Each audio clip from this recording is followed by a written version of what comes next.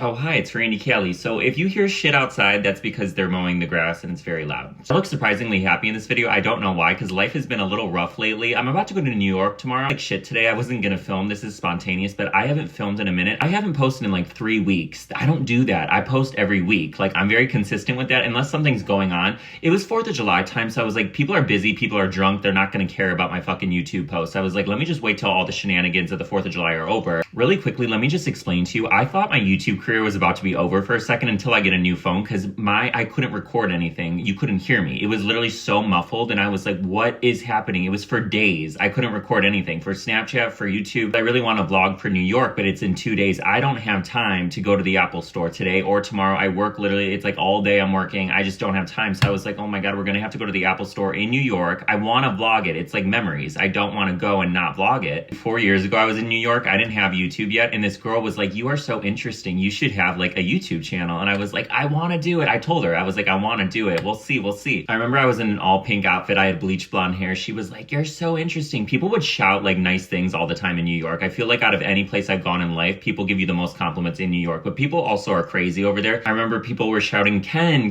like Ken doll. And by the way, I am watching Elle, like Elle Woods, the new series where it's the prequel where she's in high school. It is very cute. I actually do like it. The last video I posted, I was into Love Island, right? Correct. I have not watched Love Island in over a week. I think that ship has sailed for me. I don't think my heart's in it. Also, something kind of happened with me recently that I'm going to discuss. When you're heartbroken, you don't want to sit there and watch fucking Love Island. I never went into detail about this on my channel. I was dating somebody. I never filmed him. I never even had a video about it. I was going to, and I never got around to filming it because I thought it was going to be a long-term relationship, and I thought, okay, I'll get to it. I had so much content already put out. I never filmed the video. And not gonna lie, it was gonna be a sweet video. I was gonna basically just gush over the person and be like, oh, I'm happy. We're in a great relationship. Woo! Unfortunately, it ended. It's not only the fact that it ended, it's how it ended. I genuinely was kind of fucking shocked. Not really, because I had felt something was occurring for like a while. I was like, what is going on? Because I could tell something had changed.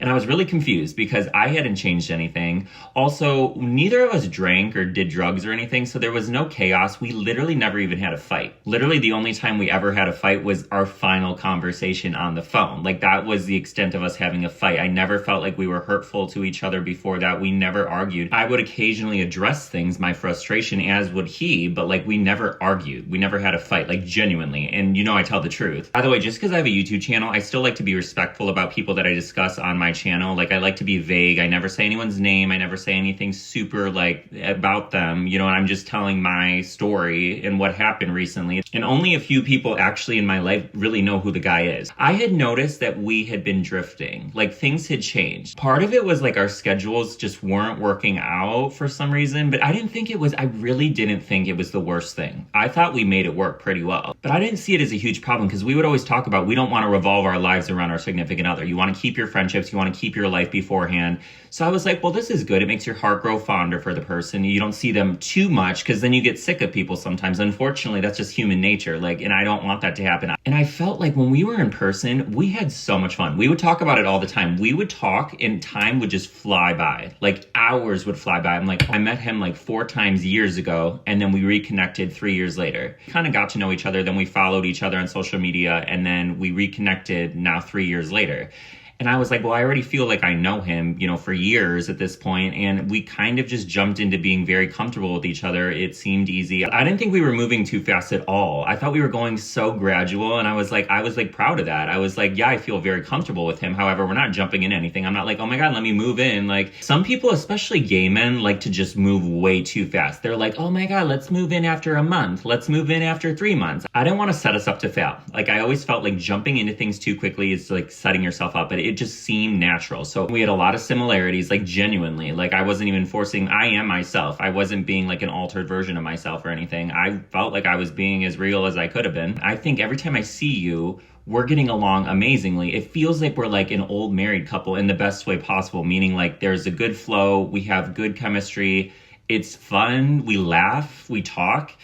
And then there's issues that I don't know about. So if someone's harboring feelings and I don't know what those feelings are, and it's like I ask them, is there something that's changed? Because I can feel I'm so good with vibes. I'm like, okay, so what did I do, or what's occurring, what changed? And I understand you're not going to have the same spark as you do in the very beginning. Like, definitely you have that phase of the honeymoon phase, they call it, like the first 3 months.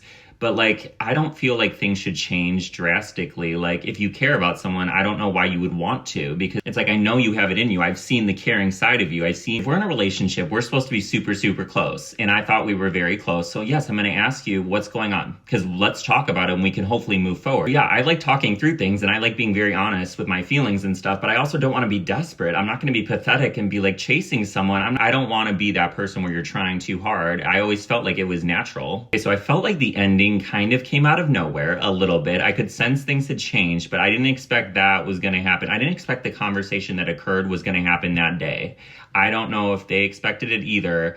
It was kind of, I think they were frustrated with other things going on. Maybe they had been frustrated with me recently, and I think they got angry in a moment and were like, okay, well, fuck this, I'm done type of shit. But I just feel like some of the things that were said, I was like, damn, like the whole thing happened so fast and it felt very spur of the moment. I was like, holy shit. Like, and I even asked, I was like, did you know this was going to happen today on this phone call? Or like, you just got angry and you wanted to say the things you said and then just end it? I was like really confused I was like, I didn't expect this. Some of the shit that we mutually said was not very nice. Like, I was like, because we've never fought, like I said, so I was not expecting the things that were said, especially towards me. I was like, ow. I feel like the person knew this was definitely going to be hurtful to me. So I'm like, damn, okay. I actually don't want to like confront someone and have this like heated exchange. I want it to be pleasant. Like, I actually pick and choose what I feel is appropriate to address, because I'm like, is this worth it? Is this going to result in a fight? This is more of an issue I have with friends in the past, where it's like they do something that upsets you. You go to them and tell them about it, and then they get mad at you for telling them. And I will say, in that conversation, I was given a few compliments as well. It wasn't all negative, but I was like, okay, well, if it's just going to be over, can you at least just tell me exactly what is the problem so I can know moving forward with another person? Like,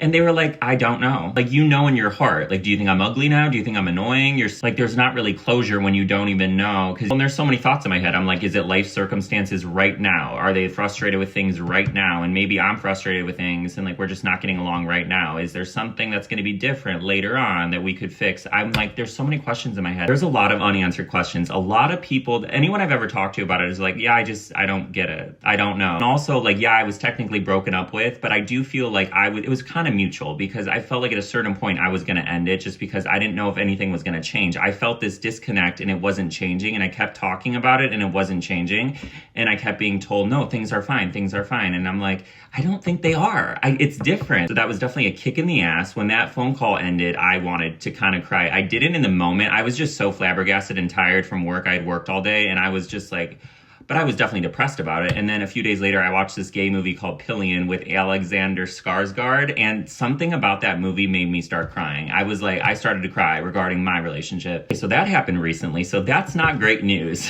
That is not the best news for sure. And then, I had a falling out a few months ago with my best friend, who we still haven't talked. I'm blocked. So, I feel like most of the closest people to me right now, I don't have in my life anymore. So, and we've had a lot of falling outs. Like, I've known them for years. So like, I always have faith that we'll probably talk again, but it's just like, in the moment, it just sucks, because it's like, that's a person that I talk to a lot. And it's like, we have so much fun talking. Like, even if it's temporary, it still sucks. It's still like a kick to the mental health. One good thing that happened recently, I had an MRI just to see if anything was wrong with my brain. I was just paranoid that I had like a brain tumor. Even if it was benign, I was just like, I want to make sure there's nothing wrong. She was like, there's nothing wrong. I think maybe you have ADHD. Like, you should get an evaluation. I was like, I've always thought that. But I don't want to take Adderall. I don't want to add another thing. I don't like taking drugs. So I was on a sober journey, as you know, on YouTube. I still am on a sober journey. However, I knew months in advance I was going to drink on July 1st. There was like a festival. I was like, well, yeah, I'm going to drink for that. However, I think due to life circumstances, I kind of overdid it that day. I don't feel like a failure because I drank. I did go 5 months without drinking. And like I said, I knew in advance I was going to drink on July 1st. However, I feel like a failure for how much I drank. It didn't have to result in me being blacked out that day. Like, that was like 5 days ago, and I still feel out of whack. Like, I still just feel loopy. I feel like, no, it didn't turn into a bender. It wasn't like days of shit, but like, I don't feel good. I feel very anxious, and I'm like, I have to go to New York in 2 days, which I don't want to be anxious going to New York. I don't want to feel this way. I want to feel, and this is what alcohol does, I don't want to have a panic attack. Like, I haven't had a panic attack in a while, but I still struggle with anxiety. Even when I was 5 months sober, by the way, I was still anxious. Like, there's also other things recently with just people. It doesn't matter specifics. It's just,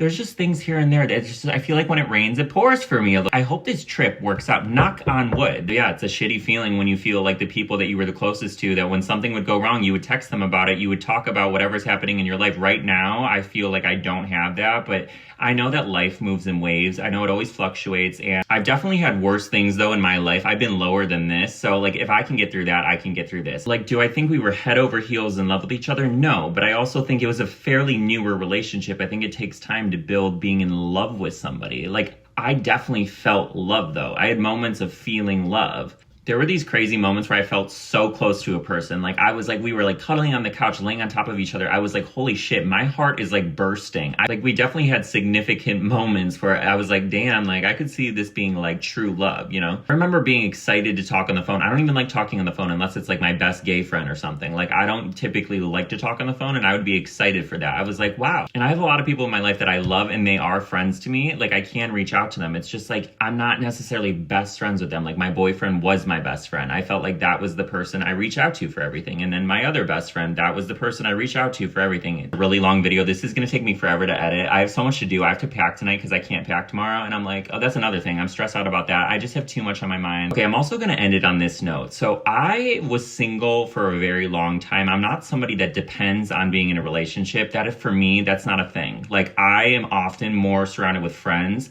It kind of sucks because I miss that person and I miss the fun that we had. It sucks. I wanted the relationship to succeed, but it's not like I'm like, I need to date somebody. I'm going to jump to the next guy right now. No, I'm probably not going to date for a while. Like, I know I can be by myself. Okay, so I'm going to end it there. I've been talking for a while. This is going to take forever to edit, and I'm just happy I finally filmed something. I didn't think I was going to film, and here I am. So that's all I have to say for now. So I'm going to go, and I'll be filming in New York. So I'll talk to you soon.